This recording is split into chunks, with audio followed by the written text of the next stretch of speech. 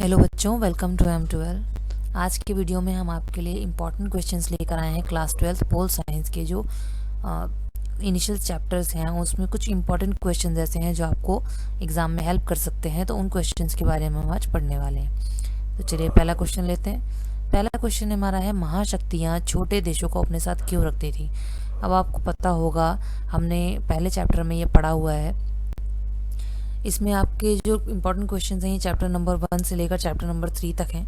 इसकी समरी और नोट्स के वीडियो ऑलरेडी हमने अपने चैनल पर डाले हुए हैं। अगर आपने नहीं देखे हैं तो प्लीज़ हमारे चैनल पर जाइए और इन चैप्टर्स की समरी और नोट्स आप देख सकते हैं। तो आपको पता होगा, हमने फर्स्ट चैप्टर में पढ़ाया था कि शीत युद्ध के दौरान दो महाशक्तियाँ बन गई थी, एक अमेरिका और एक सोवियत संघ। तो ये जो महाशक्तियाँ थीं ये किसी भी तरह से युद्ध नहीं करना चाहती थी सामने सामने, लेकिन अपनी शक्ति को बढ़ाना चाहती थी। तो अपनी शक्ति को बढ़ाने के लिए ये छोटे देशों के साथ भी बड़ा संपर्क बनाकर रखती थी।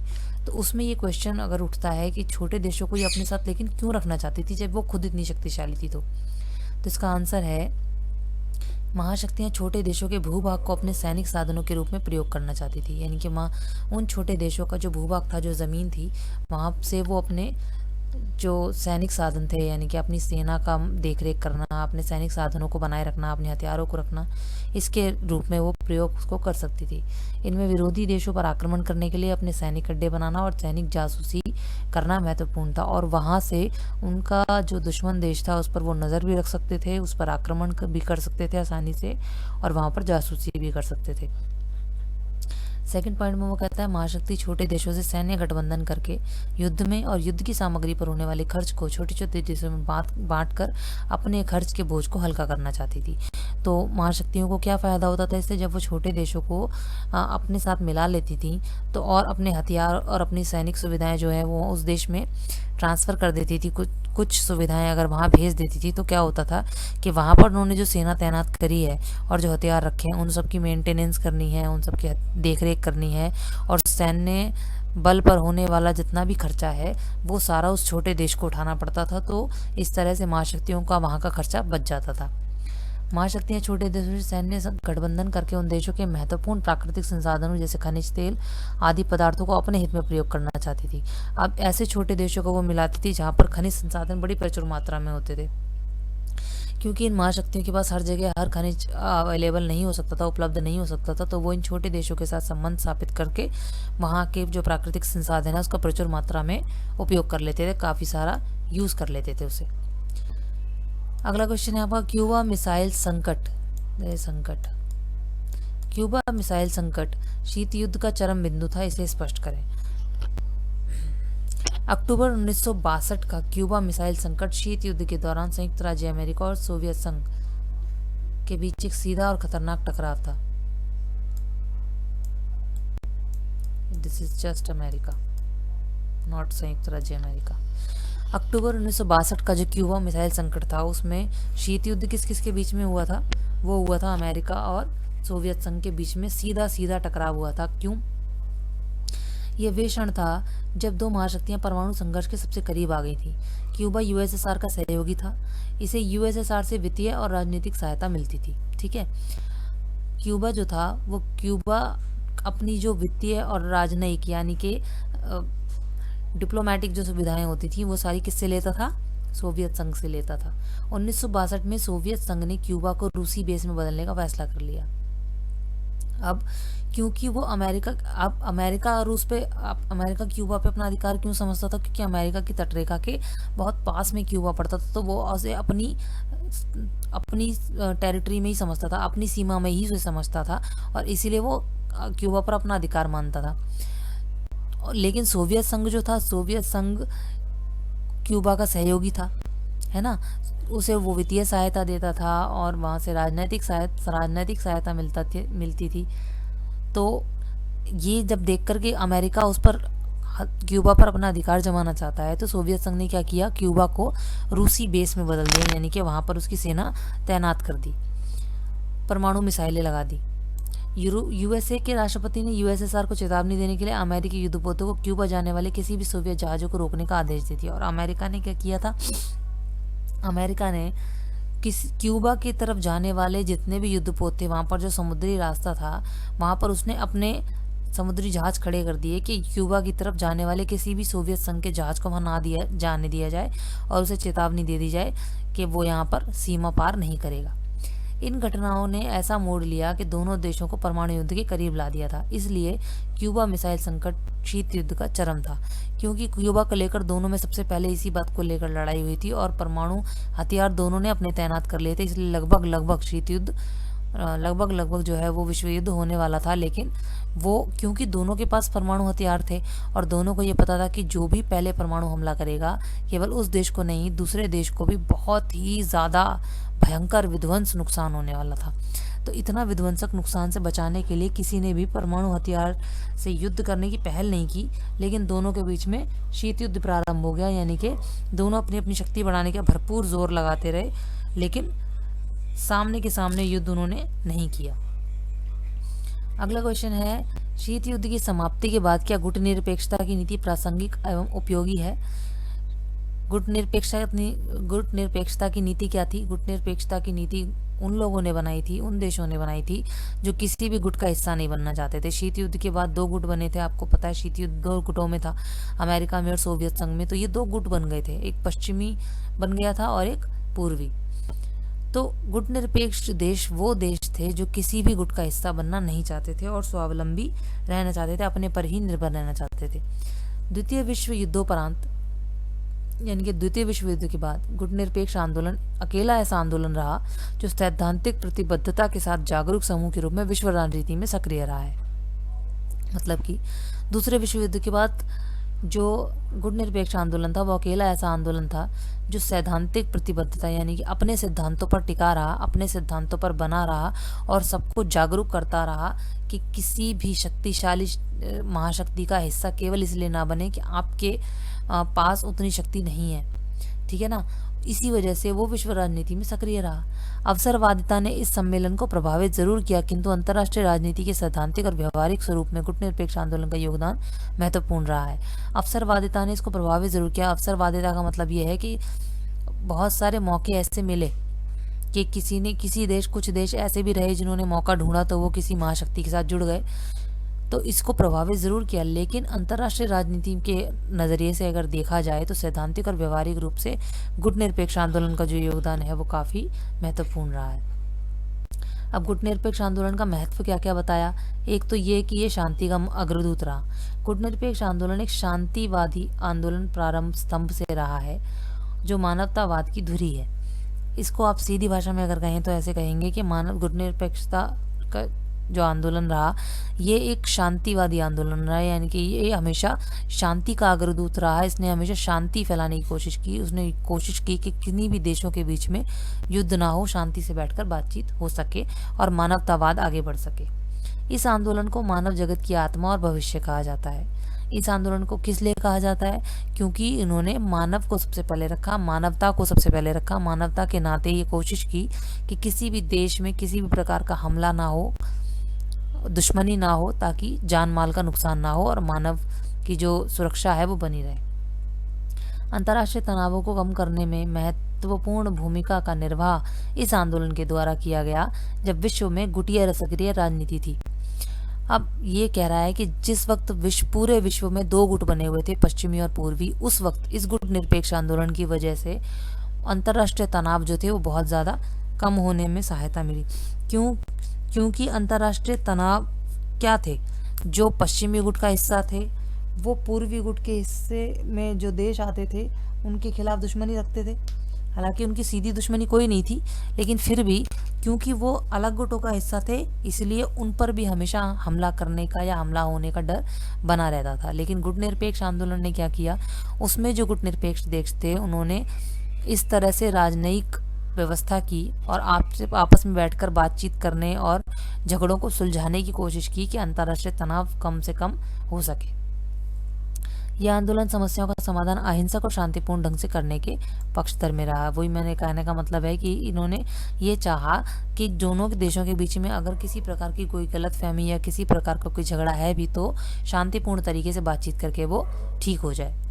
दूसरा, गुटनिरपेक्ष आंदोलन स्वाधीनता का प्रतीक रहा। गुटनिरपेक्ष आंदोलन ने विश्व के मुक्ति आंदोलनों को समर्थन देकर विश्व जनमत उपनिवेशवादी ताकतों पर दबाव डालकर उपनिवेशवाद के उन्मूलन की प्रक्रिया को बढ़ाया। इसका कहने का मतलब यह है कि गुटनिरपेक्ष आंदोलन ने क्या किया कि विश्व के जितने भी मुक्ति आंदोलन थे उनको समर्थन दिया, यानी कि जितने भी देश आज़ाद हो सकते थे उनको आज़ाद कराया गया। हर एक मुक्ति आंदोलन को समर्थन दिया उन्होंने, और विश्व जनमत उपनिवेशवादी ताकतों पर दबाव डालकर उपनिवेशवाद के उन्मूलन की प्रक्रिया को बढ़ाया। मतलब कि उपनिवेश जो देश थे, जो दूसरे छोटे देशों को गुलाम बनाकर रखते थे, उस प्रक्रिया को उन्होंने, उन्मूलन का मतलब खत्म करने की प्रक्रिया को बढ़ा दिया, उपनिवेशवाद को खत्म किया। विश्व के स्वाधीनता आंदोलन में गुटनिरपेक्ष आंदोलन की महत्वपूर्ण भूमिका रही है। विश्व की स्वाधीनता मतलब कि देशों को स्वाधीन बनाने में, आत्मनिर्भर बनाने में गुटनिरपेक्ष आंदोलन का बहुत ज़्यादा हाथ रहा है। फिर गुटनिरपेक्ष आंदोलन ने साम्राज्यवाद, प्रजातिवाद, नव साम्राज्यवाद, प्रभुत्ववाद के विरुद्ध सशक्त मंच के रूप में कार्य किया है। मतलब कि गुटनिरपेक्ष आंदोलन क्योंकि आत्मनिर्भर देशों का था, वो ये, इनके जो भी सदस्य देश थे वो ये चाहते थे कि हम अपने पर ही निर्भर रहेंगे, हम किसी और महाशक्ति के नीचे काम नहीं करेंगे, ठीक है ना। तो इस वजह से क्या हुआ, जो साम्राज्यवाद था उसको इन्होंने विरोध किया और उसके खिलाफ आगे बढ़े। साम्राज्यवाद का मतलब ये है कि एक राजा होगा और वो पूरे राज्य पर राज करेगा। प्रभुत्ववाद का मतलब उसका उन्होंने जमकर विरोध किया और उसके विरुद्ध सशक्त मंच के रूप में वो खड़े हो गए। नवोदित, विकासशील और गरीब अविकसित राष्ट्रों के आत्मनिर्माण, आत्मनिर्भरता और आत्मसम्मान का समर्थन किया। नवोदित विकासशील का मतलब कि नए ऐसे आज़ाद हुए जो देश जो अभी पूरी तरह से विकसित नहीं हुए थे, जहाँ पर अभी भी विकास चल रहा था, उन ऐसे अविकसित राष्ट्रों को उन्होंने आत्मनिर्णय लेने की समझदारी दी, है ना। उन्होंने उनको बताया कि आपको खुद निर्णय लेना चाहिए, आपको किसी महाशक्ति का इंतज़ार नहीं करना चाहिए कि वो फैसला ले आपके लिए। आत्मनिर्भर बनाया उनको और उनको आत्मसम्मान की परिभाषा दी। उनको ये कहा कि आपका आत्मसम्मान आपके लिए ज़रूरी है, ठीक है। तो ये हो गया आपका पॉइंट। अगला है अंतर्राष्ट्रीय मंचों, विशेषकर संयुक्त राष्ट्र संघ में यह आंदोलन सदस्य देशों की संयुक्त अभिव्यक्ति का सशक्त माध्यम बन गया है। इसके कहने का मतलब है कि अंतर्राष्ट्रीय मंच जितने भी हैं, जैसे कि मान लीजिए विशेषकर वो कह रहा है संयुक्त राष्ट्र संघ जो है उसमें यह आंदोलन सदस्य देशों की संयुक्त अभिव्यक्ति, यानी कि इसके जो भी सदस्य देश हैं। गुटनिरपेक्ष आंदोलन में क्या हुआ कि एक देश जो है वो गुटनिरपेक्ष देशों की सभी की संयुक्त अभिव्यक्ति करता है। मतलब कि इसके जितने भी सदस्य देश हैं, सबके जो भी विचार हैं उसको एक ही देश पूरी तरह से अभिव्यक्त करता है, बताता है कि हम जो हैं सब एक साथ एकजुट होकर संयुक्त रूप से क्या चाहते हैं। तनाव, शैथिल्य, निशस्त्रीकरण और अन्य चुनौतियों का इस आंदोलन की संयुक्त अभिव्यक्ति ने सशक्त राष्ट्रों के प्रभाव को कमजोर किया है। क्या कहना चाह रहा है, ये कहना चाह रहा है कि इसने ज़्यादातर देशों के बीच में तनाव कम किया, निशस्त्रीकरण को आगे बढ़वाया। निशस्त्रीकरण का मतलब ये कि कोई भी देश जो है वो बहुत बड़े हथियार का इस्तेमाल नहीं करेगा, दूसरे देश पर हमला करने के लिए तो बिल्कुल नहीं करेगा, ठीक है ना। परमाणु ताकतें अगर किसी देश के पास हैं तो वो उन परमाणु ताकतों का इस्तेमाल केवल रिसर्च में कर सकता है, किसी देश पर हमला करने के लिए नहीं करेगा। तो इस वजह से क्या हुआ, जब उसने ये सब संयुक्त अभिव्यक्ति करके संयुक्त राष्ट्र संघ में अपनी बात रखी, तो जितने भी प्रबल राष्ट्र थे, जितने भी महाशक्ति वाले राष्ट्र थे, शक्तिशाली राष्ट्र थे, उनके प्रभाव को कमजोर किया। गुटनिरपेक्ष आंदोलन के कारण ही नई अंतर्राष्ट्रीय आर्थिक व्यवस्था और संचार तकनीक व्यवस्थाओं को आवाज मिली। समानता पर आधारित विश्व की आधारशिला गुटनिरपेक्ष आंदोलन द्वारा रखी गई है। ये कहने का मतलब इसका ये है कि गुटनिरपेक्ष आंदोलन की वजह से ही नई अंतर्राष्ट्रीय आर्थिक व्यवस्था बनी, ठीक है, और संचार और तकनीक व्यवस्थाओं को आवाज़ मिली, क्योंकि ये जो देश थे ये बाकी सब देशों को आत्मनिर्भर बनाना चाहते थे। इस वजह से इन्होंने ज़्यादा से ज़्यादा विकास की ओर अपना कदम बढ़ाया और इन्होंने संचार और तकनीक जितनी भी व्यवस्थाएं थी उनको सब जगह पहुंचाया, उनको आवाज़ दी कि ये सब जगह पहुंचनी चाहिए। और नई अंतर्राष्ट्रीय आर्थिक व्यवस्था बनाई गई, जिसकी वजह से जितने भी विकासशील देश हैं उनको भी आगे व्यापार करने का, मुक्त व्यापार करने का मौका मिल सके। ये आंदोलन गतिशील है, इस आंदोलन का निरंतर विकास हुआ है। आज एक ध्रुवीय विश्व में इसके आकार के आधार पर इस आंदोलन की उपेक्षा संभव नहीं है।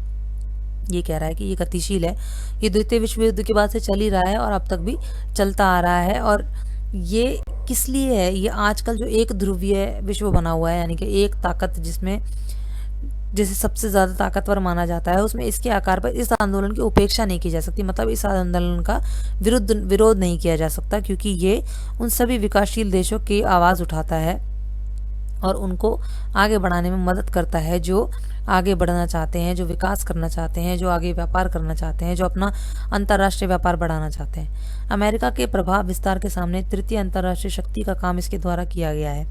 ठीक है, अमेरिका सबसे बड़ी महाशक्ति माना जाता है, उसके प्रभाव विस्तार के सामने तीसरी अंतर्राष्ट्रीय शक्ति का काम इसके द्वारा किया गया। इस समय इसकी प्रासंगिकता बढ़ी हुई है, ये अंतर्राष्ट्रीय जीवन की मुख्य धारा है। यानी कि अंतर्राष्ट्रीय जीवन में बहुत सारे देशों को अंतर्राष्ट्रीय रूप पर सामने लाने में बहुत ज़्यादा मदद करता है, इसलिए इसे जीवन धारा कहा गया। अगला क्वेश्चन है आपका, शीत युद्ध काल में दोनों महाशक्तियों ने एक तरफ तो हथियारों की होड़ की, ठीक है, एक तरफ तो एक से बढ़कर एक हथियार अपने पास रखे, परमाणु हथियार लाए, ये सारे हथियार लाए। दूसरी तरफ हथियार सीमित करने के लिए संधियां कर ली।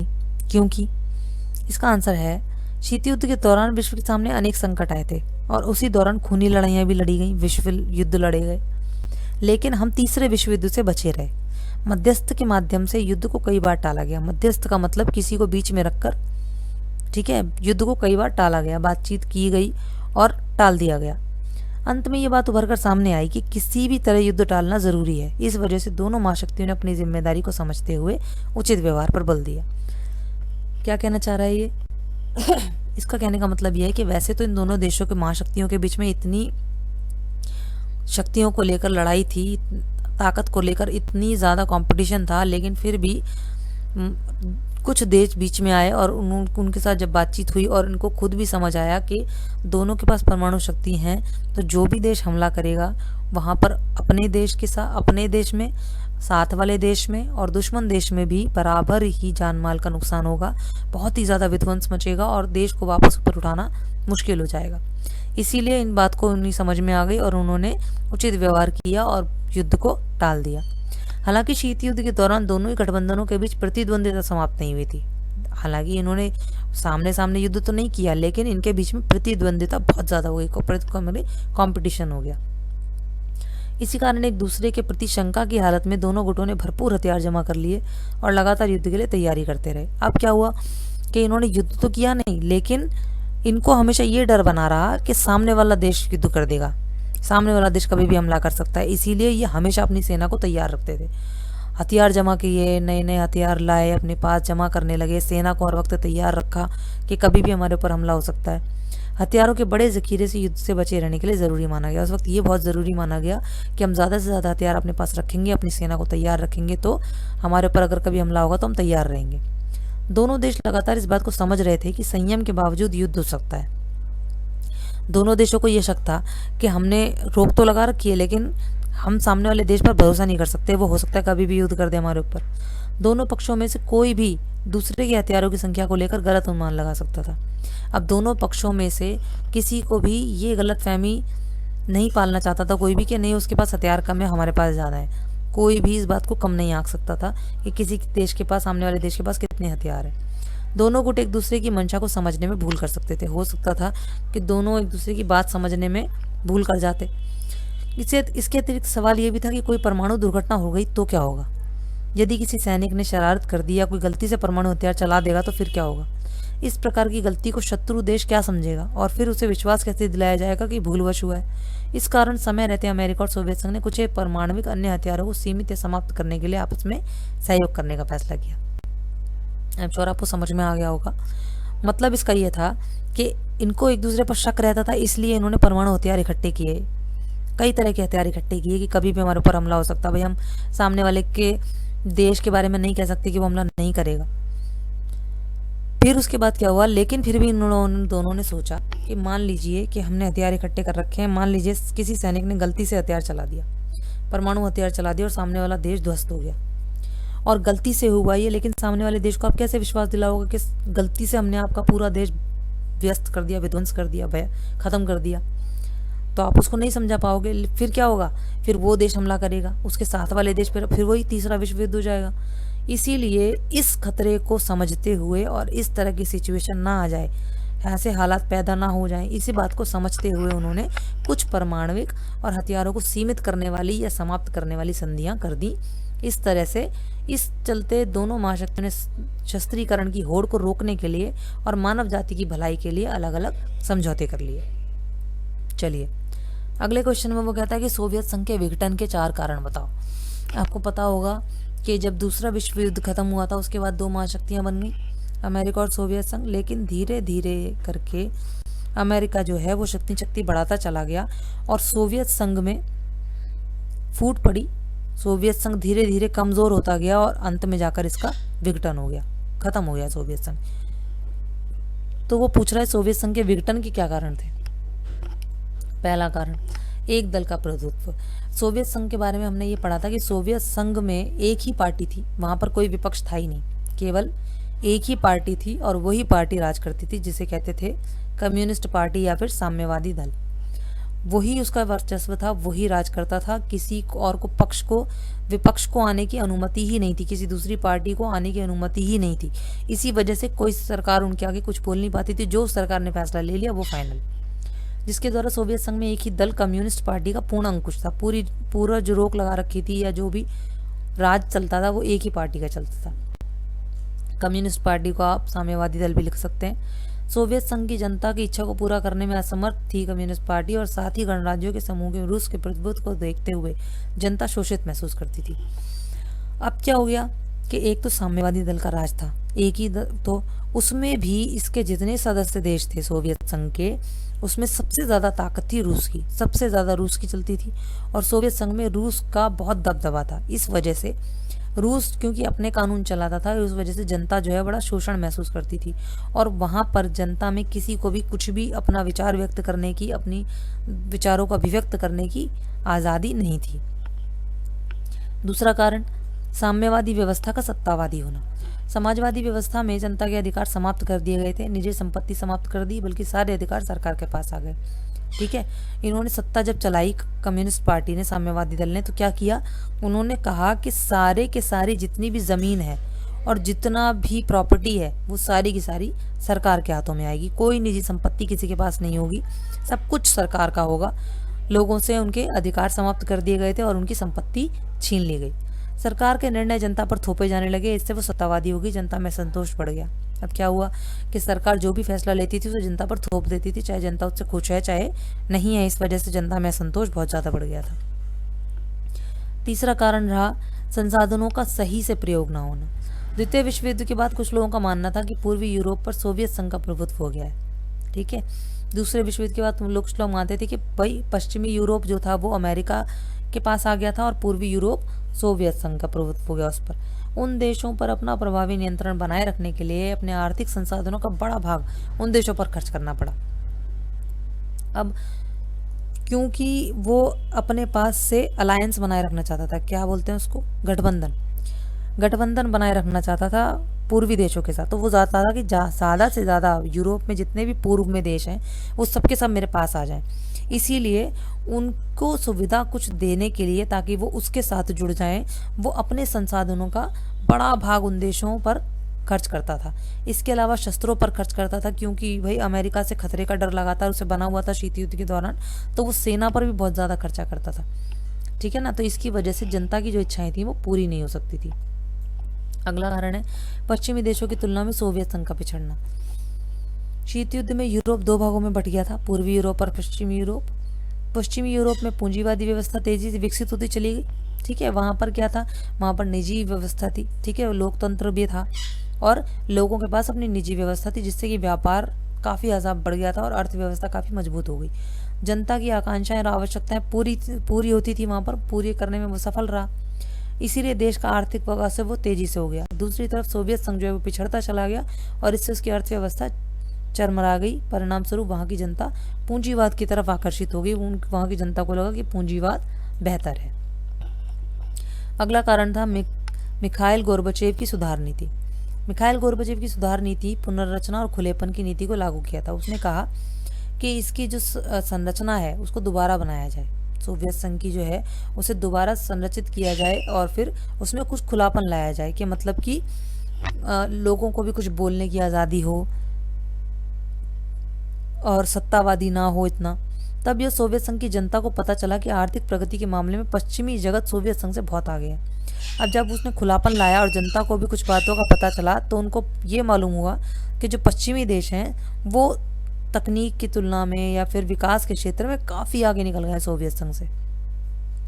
इस जानकारी के बाद जनता का समाजवादी सब व्यवस्था से मोह भंग हो गया और मिखाइल गोर्बाचेव की सुधार नीति, पुनर्रचना और खुलेपन की जो सोवियत संघ की थी वो उसके अनुरूप के बदले प्रतिरूप हो गई। मतलब कि अब जनता का मन उससे हट गया। जनता का मन हुआ कि भाई पूंजीवादी व्यवस्था ज़्यादा बेहतर है समाजवादी व्यवस्था से, तो वो समाजवादी व्यवस्था से हटते चले गए। ऐसा बिल्कुल नहीं था कि मिखाइल गोर्बाचेव की नीति गलत थी, बल्कि नीतियों को लागू करने का जो समय था वो खराब था, जिसके कारण अच्छा करने की वजह से मिखाइल गोर्बाचेव की नीति सोवियत संघ के विघटन का कारण बन गई। फिर उसके बाद अगला कारण क्या है, आखिरी, विचार और अभिव्यक्ति की स्वतंत्रता ना होना। अब क्योंकि वहाँ पर साम्यवादी व्यवस्था थी भाई, एक ही सरकार थी, एक ही पक्ष था, कोई विपक्ष ही नहीं था, कोई कमी निकाल ही नहीं सकता था, जनता के प्रति कोई जवाबदेही नहीं थी, किसी को कुछ बोलने का अधिकार नहीं था। जो सरकार ने एक बार फैसला ले लिया वो जनता पर थोप दिया जाता था। तो ये यहाँ पर क्या लिखते हैं हम कि सोवियत संघ के विघटन के कारण सोवियत संघ में लोकतंत्र का अभाव था। ठीक है, लोगों को कुछ बोलने की आज़ादी तो थी नहीं, जनता को अपने विचार और अभिव्यक्ति की स्वतंत्रता नहीं थी, जिसके कारण जनता में आक्रोश बढ़ता चला गया, गुस्सा बढ़ता चला गया। सोवियत संघ की सरकार कैसा भी कार्य करती थी, जनता के लिए उस कार्य से चाहे तो सकारात्मक या फिर नकारात्मक कोई भी प्रभाव पड़े तो भी सोवियत संघ की जनता को खुलकर अपने विचार बताने की आज़ादी नहीं थी। जिस देश में जनता को खुलकर अपने विचार देने का अधिकार ना हो, उस देश की जनता एक न एक दिन सरकार को इतनी परेशान होकर बगावत कर ही देगी, जैसे कि सोवियत संघ की जनता ने कर दिया, जिसकी वजह से विश्व में सबसे बड़े क्षेत्रफल वाले देश का विघटन 1991 में हो गया। चलिए अगला क्वेश्चन आता है आपका। अगला क्वेश्चन है, क्या शॉक थेरेपी साम्यवाद से पूंजीवाद की ओर संक्रमण का सबसे बेहतर तरीका थी? तर्क दीजिए। शॉक थेरेपी क्वेश्चन में वो उसका पूछने का मतलब है कि जो शॉक थेरेपी थी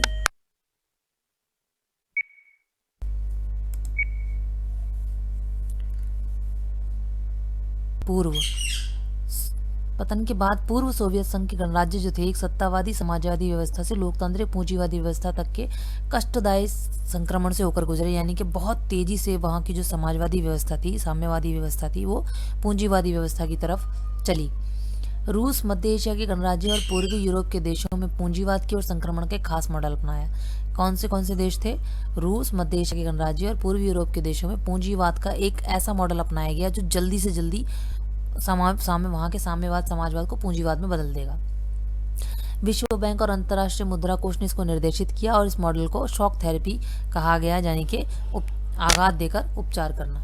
शॉक थेरेपी की सबसे पहली मान्यता क्या थी? उसकी सबसे पहली मान्यता थी कि मिल्कियत का सबसे प्रभावी रूप होगा निजी स्वामित्व, यानी कि वहाँ पर लोगों को निजी अधिकार, निजी स्वामित्व दे दिया जाए चीज़ों का। पहले क्या था? पहले सब कुछ सरकार के पास था, सरकार के अंडर था, लेकिन बाद में क्या कहा गया कि वो निजी व्यक्तियों के हाथों में दे दिया जाए, सरकार के हाथों में देने की बजाय।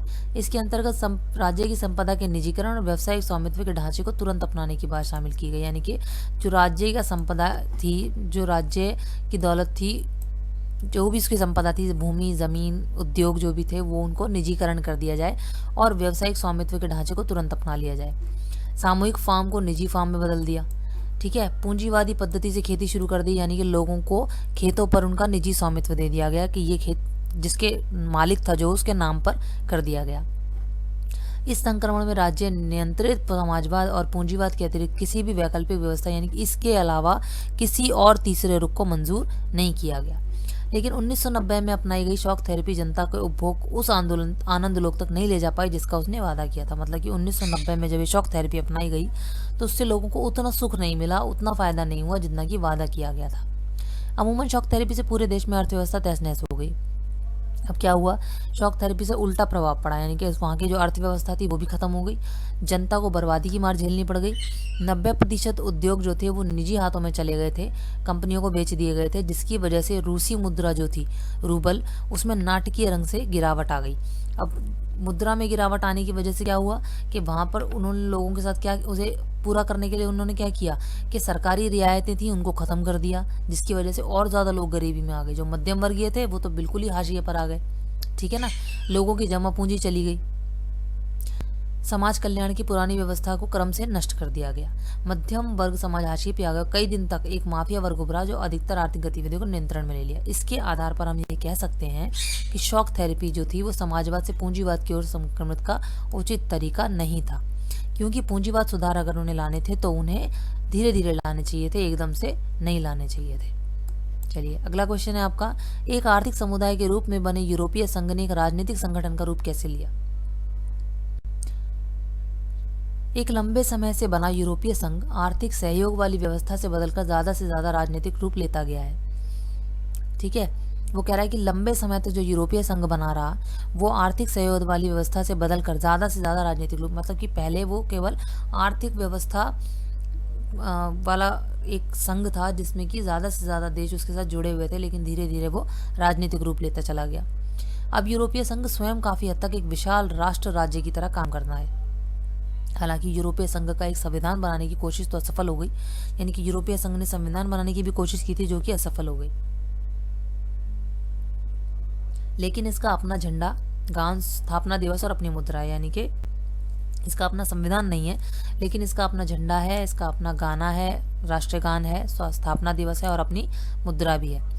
अन्य देशों से संबंधों के मामले में इसने काफ़ी हद तक साझी विदेश सुरक्षा नीति भी अपना ली, यानी कि कई देशों के साथ मिलकर सुरक्षा नीति भी साझा कर ली। नए सदस्यों को शामिल करते हुए यूरोपीय संघ ने सहयोग के दायरे के विस्तार की कोशिश की। उसने ये चाहा कि जब हम नए सदस्यों को शामिल करें तो उसमें सहयोग का दायरा जो है वो बढ़ जाए। नए सदस्य मुख्यतः भूतपूर्व सोवियत खेमे के ही थे। जो नए सदस्य इसमें जुड़े वो पहले जो सोवियत के सदस्य थे ना, वो ही इसके सदस्य आकर आगे नए सदस्य बन गए। ये प्रक्रिया आसान नहीं रही। अनेक देशों ने इस बात को लेकर खास उत्साहित नहीं थे। जो कि ताकत उनके देश के सरकार को हासिल थी वो यूरोपीय संघ को दे दी जाए। कई देश ऐसे भी थे जिनको ये बात पसंद नहीं आ रही थी कि जो ताकत पहले सोवियत संघ के पास थी वो अब यूरोपीय संघ को दे दी गई।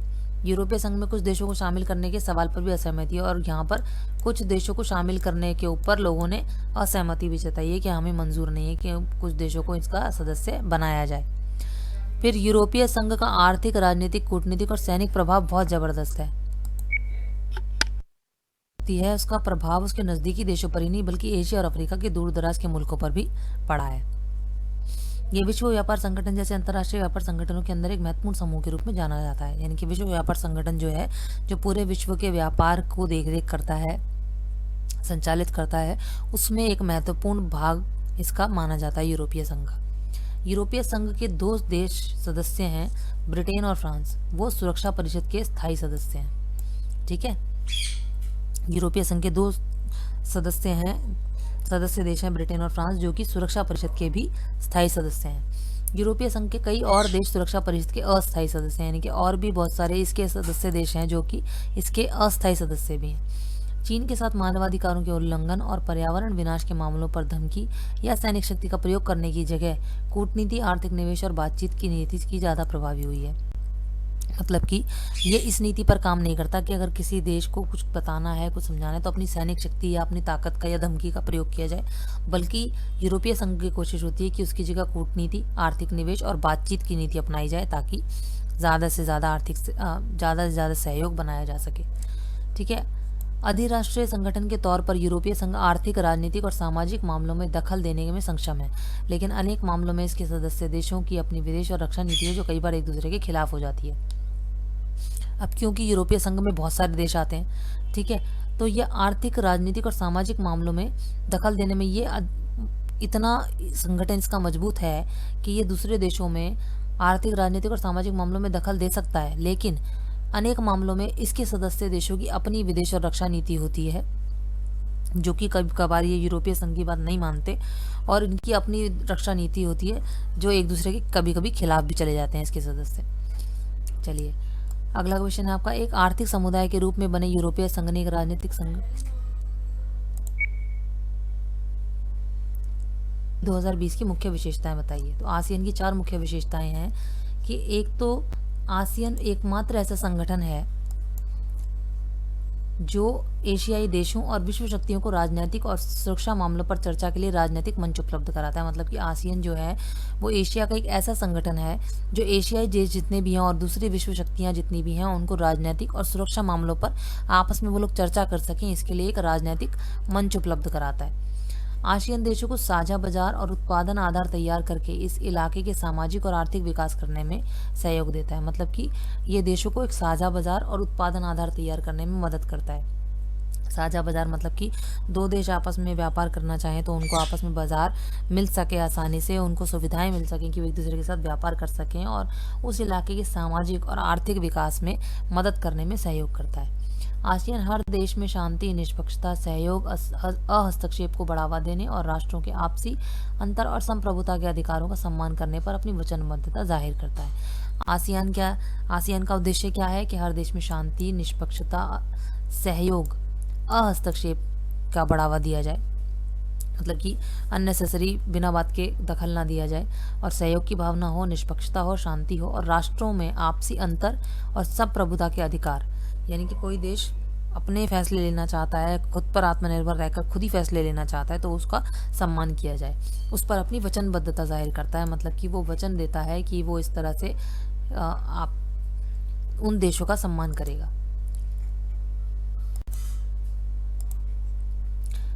आसियान द्वारा टकराव की जगह बातचीत को बढ़ावा देने की नीति से प्रबलता पर जोर देता है। आसियान किस बात पर जोर देता है कि टकराव करने की बजाय बातचीत कहकर चीज़ों को सुलझा लिया जाए। आसियान ने निवेश, श्रम और सेवाओं के मामले में मुक्त व्यापार क्षेत्र बनाने पर भी ध्यान प्रकट किया है। आसियान ने क्या कोशिश की है कि निवेश, श्रम और सेवाओं के मामले में मुक्त व्यापार क्षेत्र बनाए जाए, कि मतलब कि किसी भी देश को एक दूसरे के साथ व्यापार करने में कोई कठिनाई ना हो। अगला क्वेश्चन है आपका, चीनी अर्थव्यवस्था की उन्नति के लिए उत्तरदायी कारकों की व्याख्या कीजिए। चीनी अर्थव्यवस्था का उत्थान कैसे हुआ? 1978 के बाद चीनी अर्थव्यवस्था का उत्थान बड़ी तेजी से हुआ था और विश्व पटल पर यह देश एक आर्थिक महाशक्ति के रूप में उभर आया। यानी कि 1978 के बाद चीनी अर्थव्यवस्था का उत्थान बड़ी तेजी से हुआ। अर्थव्यवस्था के उत्थान के कारण क्या थे?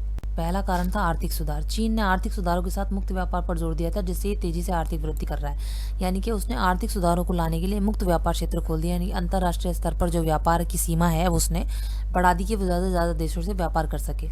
विशाल आबादी और बड़ा भूभाग। चीन के पास खुद एक बहुत बड़ा बाजार और बहुत बड़ा भूभाग था, यानी कि बहुत बड़ी उसकी सीमा थी, जिसकी वजह से आर्थिक क्षेत्र में इसकी शक्ति जो है कई गुना बढ़ जाती है, क्योंकि ज़्यादा से ज़्यादा देश उसके साथ व्यापार करने के लिए आतुर थे और चाहते थे। संसाधन, क्षेत्रीय अवस्थिति और राजनीतिक प्रभाव। चीन की आर्थिक वृद्धि में ये भी कारक हैं कि उसके पास कई संसाधन हैं, उसकी क्षेत्रीय अवस्थिति बहुत अच्छी है, क्षेत्र उसका बहुत अच्छा है, और उसका राजनीतिक प्रभाव काफ़ी था, क्योंकि उसका सोवियत से काफ़ी अच्छा संबंध था, राजनीतिक संबंध थे, जिसके बाद उसने रूस से भी उतने ही अच्छे राजनीतिक संबंध बनाए थे। फिर विकास मॉडल। आर्थिक रूप से पिछड़े साम्यवादी चीन ने पूंजीवादी दुनिया से अपने रिश्ते तोड़ लिए थे, क्योंकि पहले वो सोवियत के साथ था, तो इसलिए वो कम्प्लीटली साम्यवादी व्यवस्था पर चलता था। उसके बाद और अमेरिका से, क्योंकि अमेरिका सोवियत का दुश्मन था, ठीक है, तो इसलिए चीन की भी पूंजीवादी व्यवस्था के खिलाफ अपनी विचारधारा थी कि वो भी साम्यवादी व्यवस्था को मानता था, पूंजीवादी व्यवस्था को नहीं मानता था। चीन के पास विदेशी पूंजी का अभाव था। इसने विकास का जो मॉडल अपनाया उसमें उसने खेती से पूंजी निकालकर उसने क्या किया, खेती से पैसा निकाला, और सरकारी नियंत्रण में बड़े उद्योग खड़े करने पर वो चाहता था कि ऐसे किया जाए। चूंकि उसके पास विदेशी बाजारों से तकनीक और सामान की खरीद के लिए विदेशी मुद्रा की कमी थी। अब विदेशी मुद्रा से उसको तकनीक चाहिए थी, भाई बाहर विकसित देश जितने भी थे उनके पास अच्छी टेक्नोलॉजी थी और अच्छे सामान थे, अब उसे खरीदने के लिए उसे विदेशी मुद्रा चाहिए थी। अब विदेशी मुद्रा की कमी होने की वजह से उसने आयातित सामानों को धीरे धीरे घरेलू स्तर पर तैयार करवाना शुरू कर दिया, मतलब कि जो सामान उसे बाहर से मंगवाना पड़ता था वो उसने अपने ही देश में बनवाना शुरू कर दिया। नीतिगत निर्णय। चीन ने 1972 में अमेरिका से संबंध बनाकर अपने राजनीतिक और आर्थिक एकांतवास को खत्म कर दिया, मतलब कि उसने 1972 में अमेरिका से संबंध बना लिया और अपने राजनीतिक जो आर्थिक जो भी उसके कॉन्फ्लिक्ट थे, जो भी उसका झगड़ा था या जो भी उसका अलग विचारधारा थी, उसको खत्म कर दिया और एकांतवास अपना दूर कर लिया। 1973 में प्रधानमंत्री चाउ एन लाई ने कृषि, उद्योग, सेना और विज्ञान प्रौद्योगिकी के क्षेत्र में आधुनिकीकरण के 4 प्रस्ताव रखे। 1978 में चीन ने खुले द्वार की नीति की घोषणा की, कि मतलब कि किसी भी देश को अनुमति थी कि चीन के साथ आकर वो व्यापार कर सकता था। चलिए अगला क्वेश्चन है आपका, यूरोपीय संघ एक अधिराष्ट्रीय संगठन के रूप में कैसे उभरा, इसकी सीमाएं क्या हैं? द्वितीय विश्व युद्ध की समाप्ति के बाद अनेक यूरोपीय नेता यूरोप के प्रश्नों को लेकर दुविधा में पड़े हुए थे। क्या यूरोप को अपनी पुरानी शत्रुता को पुनः प्रारंभ कर देना चाहिए, या अंतर्राष्ट्रीय संबंधों में सकारात्मक योगदान करने वाले सिद्धांतों और संस्थाओं के आधार पर उसे अपने संबंधों को नए आयाम देने चाहिए? दूसरे विश्व युद्ध ने अनेक मान्यता और व्यवस्थाओं को ध्वस्त कर दिया, मतलब दूसरा जब विश्व युद्ध हुआ तो बहुत सारे देशों की कुछ जो मान्यताएं थीं और जिस तरह की भी जो व्यवस्था थी वो खत्म हो गई, जिसके आधार पर यूरोप के देशों के परस्पर आपसी संबंध विकसित हो गए। ठीक, सन 1945 तक यूरोपीय राष्ट्र ने अपनी अर्थव्यवस्था की बर्बादी को अति निकट से देखा था, क्योंकि सन 1945 तक इतना नुकसान देशों में हो चुका था, चाहे हथियारों को लेकर, चाहे जान माल को लेकर, चाहे सैनिक व्यवस्था को लेकर, बहुत ज़्यादा बर्बादी आ चुकी थी। उन्होंने उन मान्यता और व्यवस्था को भी टूटते देखा जिन पर यूरोप खड़ा हुआ था। दूसरे विश्व युद्ध के बाद यूरोपीय देशों द्वारा समस्याओं का समाधान करने के लिए यूरोपीय देशों ने निम्नलिखित ऐतिहासिक कदम उठाए। पहला, अमेरिकी सहयोग और यूरोपीय आर्थिक संगठन की स्थापना। 1945 के बाद यूरोप के देशों ने परस्पर मेल मिलाप से शीत युद्ध में भी सहायता मिली। ठीक है, अमेरिका ने यूरोप की अर्थव्यवस्था के पुनर्गठन के लिए, अब क्योंकि यूरोप जो था वो पूर्वी और पश्चिमी में बंट गया था, तो अमेरिका ने भी, जब उसकी वजह से यूरोप को बहुत ज़्यादा नुकसान हुआ था, तो उसकी अर्थव्यवस्था को पुनर्गठन करने के लिए, उसकी अर्थव्यवस्था को दोबारा उठाने के लिए अमेरिका ने पर्याप्त सहायता दी, जिसे मार्शल योजना कहते हैं। अमेरिका ने नाटो के अंतर्गत एक सामूहिक सुरक्षा व्यवस्था को जन्म दिया। ठीक है, मार्शल योजना भी, नाटो क्या है ये आपको हमारे जो हमने चैप्टर की समरी का वीडियो बनाया हुआ है वो आपको उसमें मिल जाएगा। मार्शल योजना में ही सन 1948 में यूरोपीय आर्थिक सहयोग संगठन की स्थापना की गई, जिसके माध्यम से पश्चिमी यूरोप के जितने भी देश थे उनको आर्थिक सहायता दी गई। एक ऐसा मंच बन गया जिसके माध्यम से पश्चिमी यूरोप के देशों ने व्यापार और आर्थिक मामलों में एक दूसरे की सहायता करनी शुरू कर दी। दूसरा कदम क्या उठाया? यूरोपीय परिषद और आर्थिक समुदाय का गठन किया। सन 1949 में गठित यूरोपीय परिषद राजनीतिक सहयोग के मामले में एक मील का पत्थर साबित हुई, यानी कि बहुत ही इंपॉर्टेंट साबित हुई। यूरोप के पूंजीवादी देशों में अर्थव्यवस्था के परस्पर एकीकरण की प्रक्रिया चरणबद्ध तरीके से आगे बढ़ी, मतलब कि उन्होंने एक एक करके स्टेप बाय स्टेप उसको आगे बढ़ाया, जिसके फलस्वरूप 1957 में यूरोपीय इकोनॉमिक कम्युनिटी यानी कि आर्थिक समुदाय का गठन किया गया। ठीक है, तीसरा कदम क्या उठाया? यूरोपीय पार्लियामेंट का गठन किया। यूरोपीय संसद के गठन के बाद परस्पर जुड़ाव की इस प्रक्रिया ने राजनीतिक स्वरूप हासिल कर लिया, मतलब कि ये राजनीतिक रूप में ढल गया। सोवियत खेमे के पतन के बाद, सोवियत का जब खात्मा हो गया, उसमें ये प्रक्रिया तेज हो गई और 1992 में दूसरी परिणति यूरोपीय संघ की स्थापना के रूप में हुई। मतलब कि 1992 में अगला कदम क्या उठाया उन्होंने? यूरोपीय संघ की स्थापना कर दी। यूरोपीय संघ के रूप में समान विदेश और सुरक्षा नीति, मतलब कि यूरोपीय संघ के जितने भी देश थे उनकी एक जैसी विदेश नीति और एक जैसी सुरक्षा नीति हो, आंतरिक मामलों में और न्याय से जुड़े मुद्दों पर सारे देश आपस में सहयोग करें और एक समान मुद्रा चलाने का चलन चालू कर दिया। चौथा कदम क्या उठाया? यूरोपीय संघ का गठन। एक लंबी समयावधि में निर्मित यूरोपीय संघ आर्थिक सहयोग वाली व्यवस्था से परिवर्तित होकर एकाधिक राजनीतिक स्वरूप धारण करता चला गया। मतलब कि धीरे धीरे, क्योंकि इसने अपनी अर्थव्यवस्था बढ़ाने के लिए यूरोपीय संघ का गठन किया था, जो कि धीरे धीरे एक राजनीतिक रूप लेता चला गया।